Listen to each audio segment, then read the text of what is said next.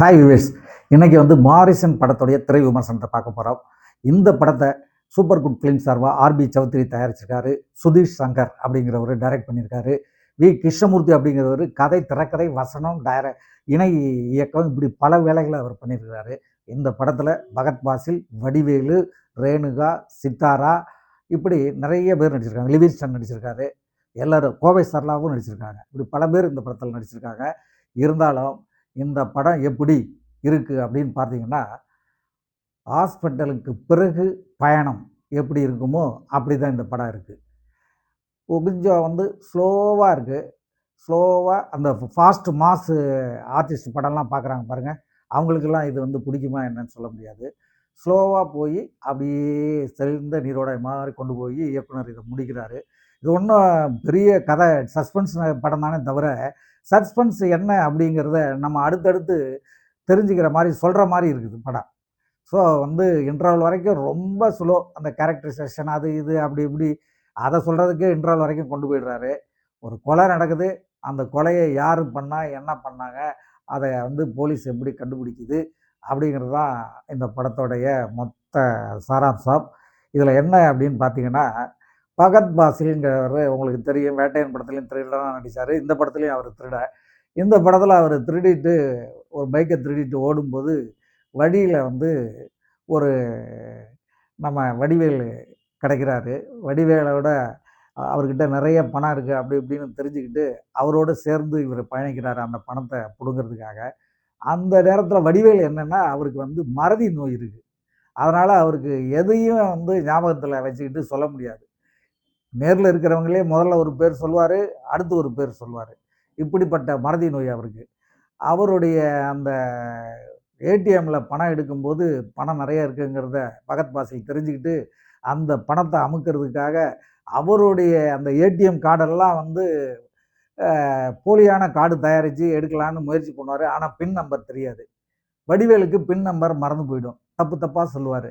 இப்படி ஒரு பகத் பாசில் அந்த பணத்த அடிக்கிறதுக்காக அவரு பல விதத்திலயும் முயற்சி செய்வாரு. அவரோடயே பயணிக்கிறாரு. ஆனா, அது முடிஞ்சுதா? முடியலையா? என்னங்கிறது தான் கிளைமாக்ஸ்ல உங்களுக்கு தெரியும். பகத் பாசில பொறுத்த அளவுக்கு இந்த படத்துல ரொம்ப பலவித முகபாவங்கள காட்டுறாரு. பலவித முகபாவங்கள் அந்த காலத்துல டிராமாக்கள்ல காட்டுவாங்க பாருங்க. அந்த மாரி நகைச்சுவை, ரொம்ப எமோஷனல், ஃபைட்டு அது இதுன்னு ஏகப்பட்டத வந்து ஒரு நோயாளி மாரி இருந்துகிட்டு தாம் தூம்னு துள்ளி குதிச்சு பண்றாரு. அந்த காலத்துல சர்வ சுந்தரம் நாகேஷ் மாரின்னு வச்சுக்கங்களேன். அப்படி பண்றாரு. ஒரு வித்தியாசா வடிவேலு இதுல காமெடியே பண்ணலங்க. ஒரு அருமையான குணச்சித்திர கதாபாத்திரம் மாரி பண்ணியிருக்காரு.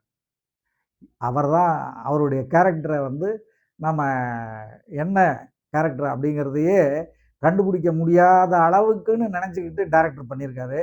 இருந்தாலும் இந்த படத்துல கொலைகளெல்லாம் அவர் தான் பண்றாரு அப்படிங்கிறது நமக்கு முன்னாடியே தெரிஞ்சிருது. தெரிஞ்சாலும் ரசிக்கிற மாரியே கொண்டு போயிருக்காங்க. பரவால்ல. என்னங்க அப்படின்னா, சிறுமிகளை பலாத்காரம் செய்கின்ற ஒரு கும்பல கூண்டோடு கொலை செய்து வடிவேலு ஒழிக்கிறார். அதான் இந்த படத்துடைய மெயினான தீம். நல்ல விஷயம். நல்ல ஒரு எல்லாரும் குடும்பத்தோட இருக்கிறவங்க எல்லாரும் பார்த்து குடும்பத்தார் எல்லாம் ரசிக்கிற மாரியான ஒரு விஷயத்த தான் பண்ணியிருக்கிறார் டைரக்டரு. அதுக்காக நம்ம அவர பாராட்டலாம். வடிவேல் ரொம்ப மறதி நோய் உள்ளவரா, அமைதியா, ரொம்ப காமெடி கிமெடி கத்தி கத்தி ஆர்ப்பாட்டம் பண்ணாம பிரமாதமா பண்ணியிருக்காரு. அதனால வடிவேல நம்ம பாராட்டலாம். அவரு கடைசி காட்சியில கோர்ட்ல நின்னுகிட்டு, நான் இந்த கொலைய ஏன் செஞ்சேன் அப்படிங்கிறத அவர் சொல்றாரு. அவருடைய மனைவி பள்ளி மாணவிகளுக்கெல்லாம் கவுன்சிலிங் எடுக்கிறவங்க. அந்த கவுன்சிலிங் பண்ணும்போது பல குழந்தைகள் தாங்கள பல காம வெறி பிடித்த மனிதர்கள் வேட்டையாடிட்டாங்க, சூறையாடிட்டாங்க அப்படிங்கிறத சொல்றத கேட்டு கேட்டு அவங்க மைண்டும், அவங்களுடைய மனதும், அவங்களுடைய உடலும் பாதிக்கப்பட்டுருது. அதனால அவங்க எல்லாத்தையும் ஒரு டைரியில எழுதி, அவங்க வீட்டுக்காரரு வடிவேலு கிட்ட வேலாயுதம்ங்கிற கேரக்டர், வேலாயுதம் பிள்ளை அவரு. அவர்கிட்ட அந்த டைரிய குடுத்து, இதில இருக்கிறவங்கள எல்லாரையும் போலீஸ்ல மாட்டி விட்டு அவங்கள ஜெயிலுக்கு அனுப்பாத.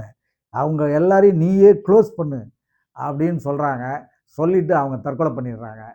மனைவியினுடைய அந்த தற்கொலைக்கு காரணமான இந்த விஷயத்தில் சம்பந்தப்பட்டவர்களை, இளம் சிறுமிகளை பாலியல் பலாத்காரம் செய்தவர்களை தேடி தேடி ஒவ்வொரு இடத்துலையும் தேடி தேடி ஃபோனில் வர சொல்லி போட்டு தள்ளிக்கிட்டே இருக்காரு.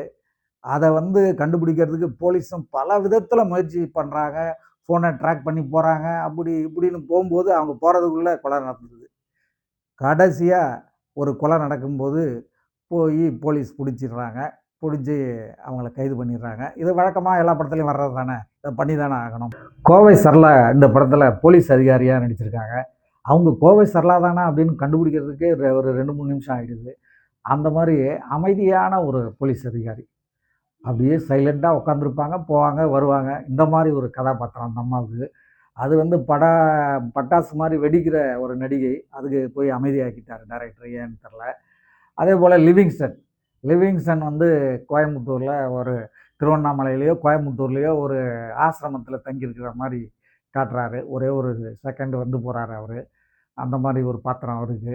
இப்படி ஒவ்வொருத்தருக்கும் ஒவ்வொரு வித்தியாசமான கேரக்டர்களை கொடுக்கணுன்ட்டு அப்படியே பல கோணங்குத்தனமான வேலைகளை பண்ணுற மாதிரி அப்படிலாம் பண்ணி இந்த படத்தில் டைரக்டர் பண்ணியிருக்காரு. இதில் என்ன விஷயம்னா, பகத் பாசில் வடிவேலுக்கிட்டேருந்து பணத்தை அடிக்கிறதுக்காக ஒரு பலவித முயற்சிகள் செய்வார். அதுக்கு அவருடைய நண்பர் ஒருத்தர் உதவி பண்ணுவார், எப்படிலாம் பண்ணணும் அப்படின்னு சொல்லிட்டு. அப்படி சொல்லும்போது சொல்கிற அந்த ஐடியா கொடுக்குற நண்பர் கடைசியில் அவன்தான் ஒரு குற்றவாளி, வடிவேலு கொலை செய்ய தேடிக்கிட்டு இருக்கிற அருண் அப்படிங்கிற மாதிரி தெரியும்போது அவனை 2 பேரும் சேர்ந்து போட்டு தள்ளுறாங்க. அப்படிங்கிறது ஒரு நல்ல எமோஷ்னலாக டெம்போவாக இருக்குது.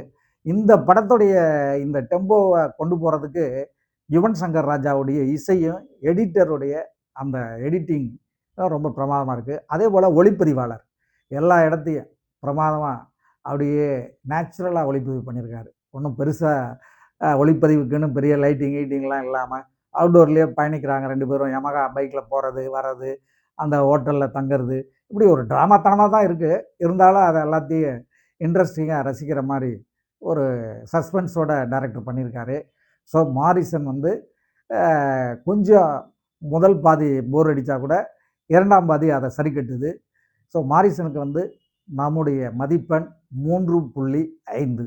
இதுவரை நீங்கள் பார்த்த இந்த நிகழ்ச்சி உங்களுக்கு பிடிச்சிருக்கும் அப்படின்னு நினைக்கிறோம். இது மாதிரி பல சுவாரஸ்யமான நிகழ்ச்சி உங்களை சென்றடைய நீங்கள் செய்ய வேண்டியது ஒன்றே ஒன்று தான்.